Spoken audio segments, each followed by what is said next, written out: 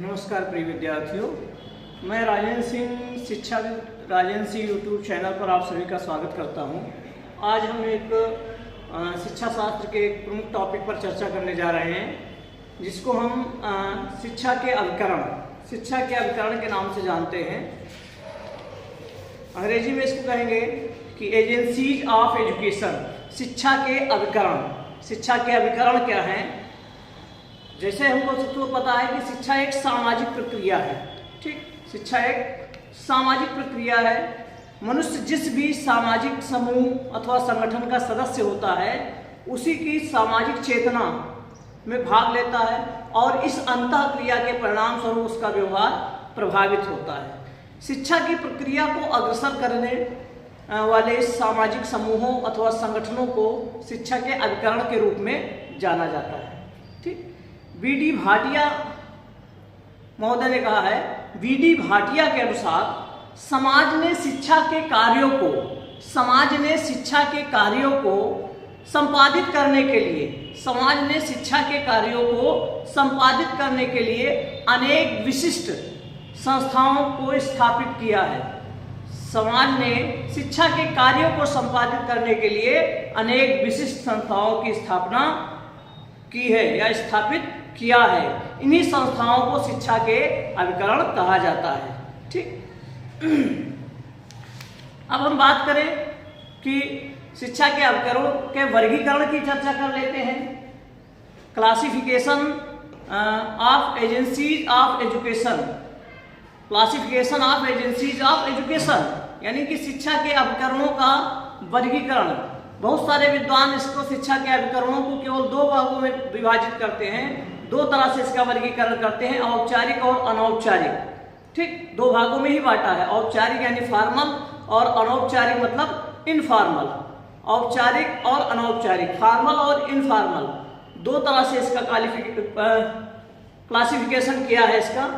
लेकिन कुछ और वैज्ञानिक विद्वान हैं जो वो इसमें तीसरा अभिकरण भी जोड़ देते हैं, वो है नॉन फॉर्मल, यानी कि इनफॉर्मल।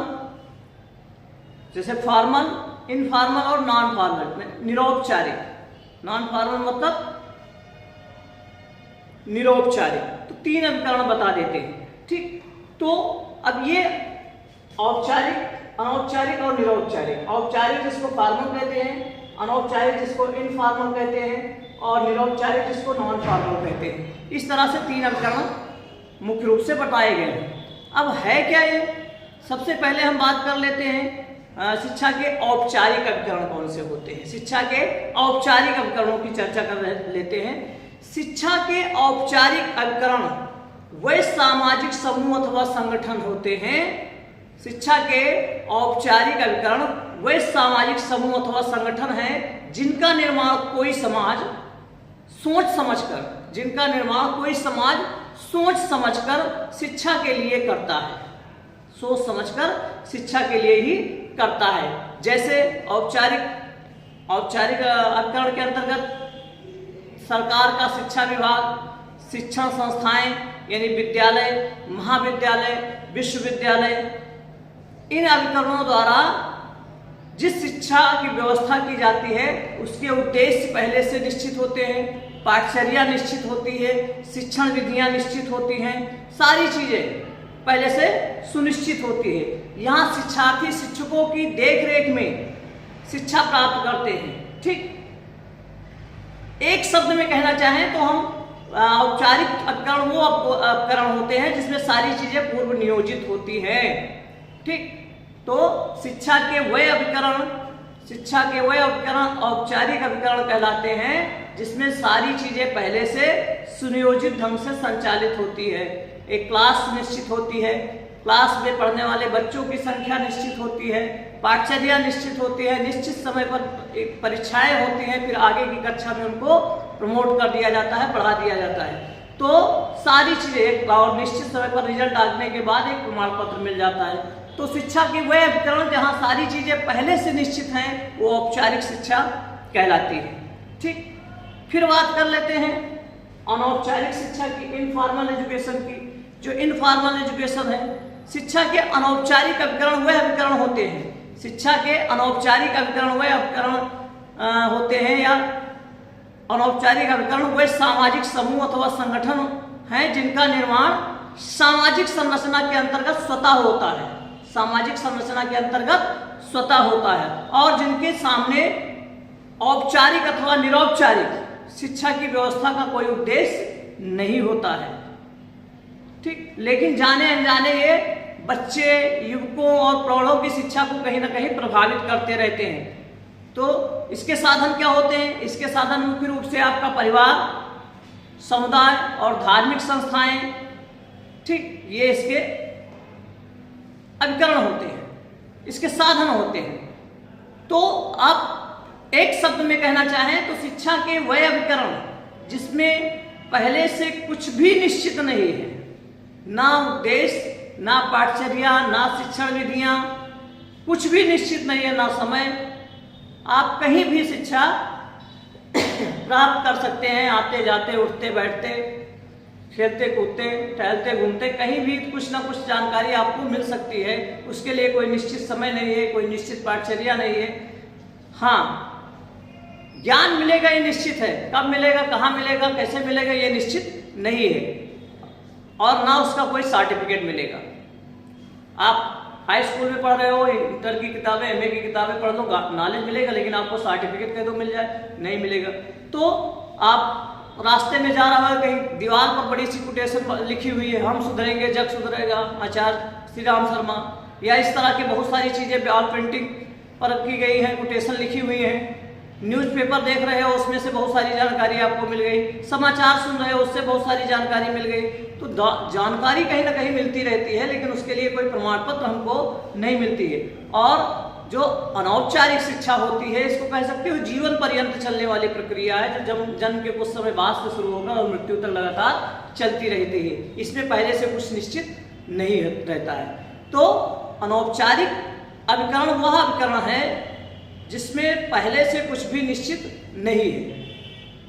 ठीक, फिर जो हमारे परिवार होते हैं, हमारा घर परिवार, समाज, धार्मिक संस्थाएं, ये सब अनौपचारिक शिक्षा के साधन हैं। फिर तीसरा अभिकरण आता है निरौपचारिक, नॉन फॉर्मल, जिसको कहते हैं।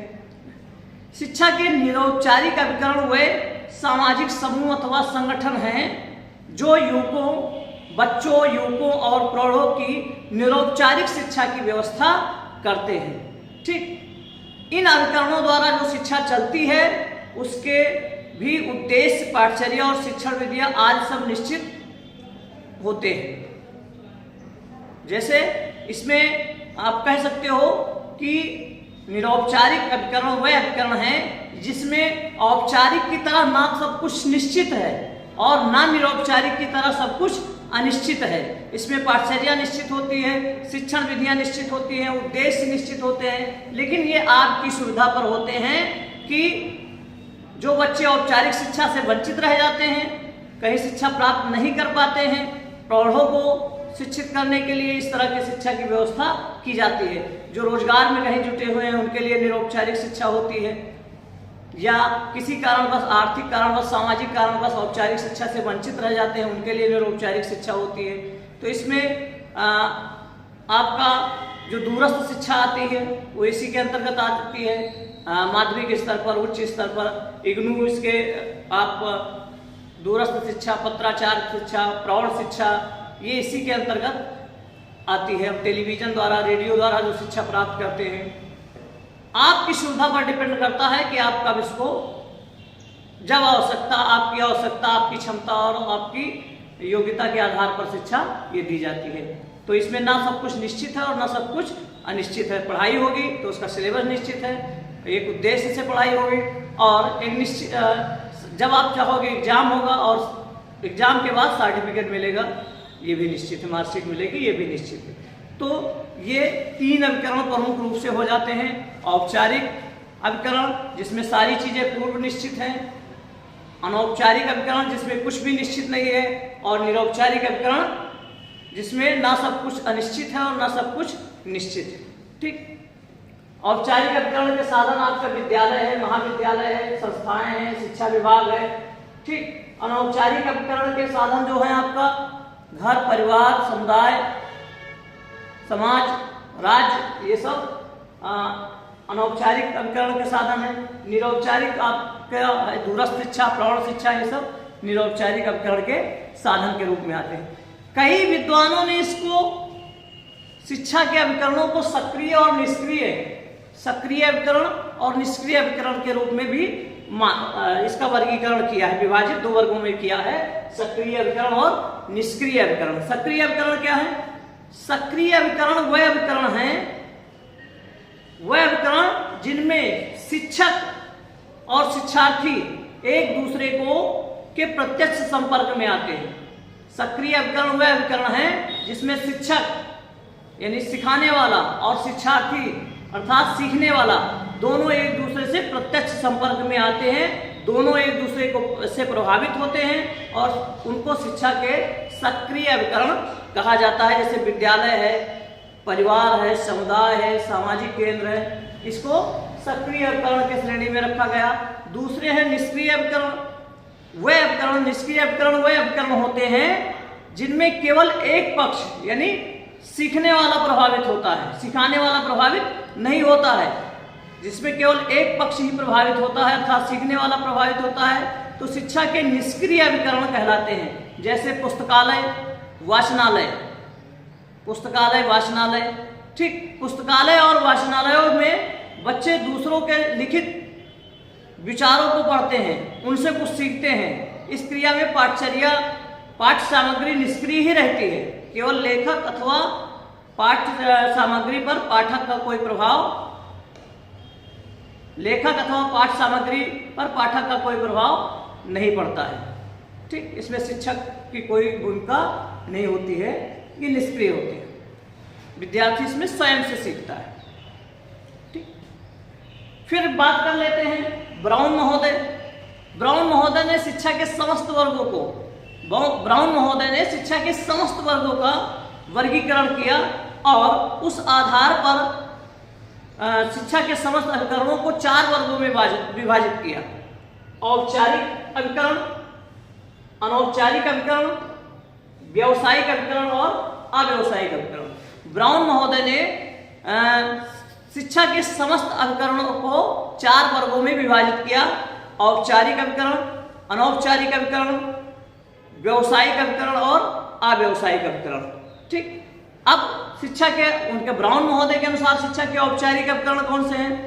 ब्राउन महोदय ने औपचारिक अभिकरण वाले वर्ग में उन सभी वर्गों को रखा जिनका निर्माण कोई समाज बच्चों के ज्ञान वर्धन और व्यवहार को प्रभावित करने की दृष्टि से करता है। ब्राउन महोदय ने औपचारिक अभिकरणों में उन सभी अभिकरणों को रखा जिनका निर्माण कोई समाज बच्चों को प्रभावित करने के लिए और उनके ज्ञान वर्धन के लिए, उनके व्यवहार परिवर्तन के लिए, व्यवहार को प्रभावित करने की दृष्टि से करता है। जैसे विद्यालय है, पुस्तकालय है, वाचनालय है, संग्रहालय है, आर्ट गैलरी है, धार्मिक संस्थाएं हैं, ये और ब्राउन महोदय के अनुसार औपचारिक अभिकरण के अंतर्गत आते हैं, ठीक। दूसरा है अनौपचारिक अभिकरण। अब अनौपचारिक अभिकरण क्या है?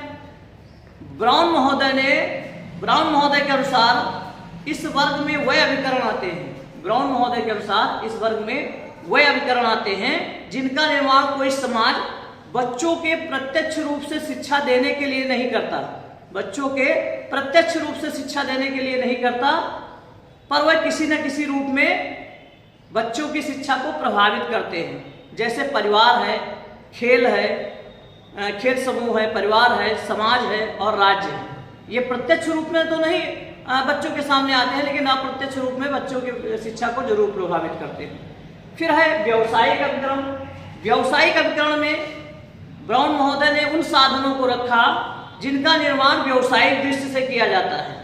व्यावसायिक अभिकरणों में उन साधनों को रखा जिनका निर्माण व्यावसायिक दृष्टि से किया जाता है, पर वह हमारी शिक्षा के लिए भी प्रयोग में आते हैं।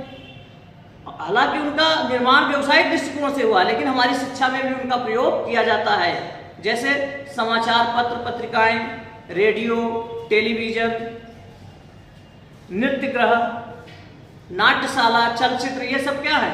ये व्यवसायिक दृष्टिकोण से इनका निर्माण हुआ है, लेकिन कहीं ना कहीं हमारे शिक्षा में भी इसका उपयोग किया जाता है, हमारी शिक्षा को भी प्रभावित करते हैं। ठीक, फिर दूसरा है अव्यवसायिक, जो चौथा इन्होंने बताया अव्यवसायिक वर्ग। अव्यवसायिक अभिकरण में इस वर्ग के अंतर्गत ब्राउन महोदय ने उन अभिकरणों को रखा है, इस वर्ग के अंतर्गत ब्राउन महोदय ने उन अभिकरणों को रखा है जिनका निर्माण समाज की सेवा के लिए किया जाता है, जिनका निर्माण समाज की सेवा के लिए किया जाता है। जैसे ये इनका ना तो व्यवसायिक दृष्टि से निर्माण किया जाता है, ना ही इनका प्रयोग किसी व्यवसायिक कार्य के लिए किया जाता है। इस वर्ग में उन्होंने खेल संघ, समाज कल्याण केंद्र, प्रौढ़ शिक्षा केंद्र, युवक कल्याण संगठन, स्काउट गाइड आदि संस्थाओं को इस वर्ग में रखा। तो ये ब्राउन महोदय ने 4 प्रकार से वर्गीकरण किया था, 4 वर्गों में, सभी वर्गों को मिलाकर 4 वर्गों में विभाजित किया, औपचारिक, अनौपचारिक, व्यवसायिक और अव्यवसायिक। ठीक, इस तरह से ये शिक्षा के कुछ अभिकरण हो जाते हैं। आगे में हम आगे की क्लास में शिक्षा के प्रमुख अभिकरणों में विद्यालय के बारे में, परिवार के बारे में, समाज के बारे में और राज्य के बारे में चर्चा करेंगे। तब तक के लिए नमस्कार।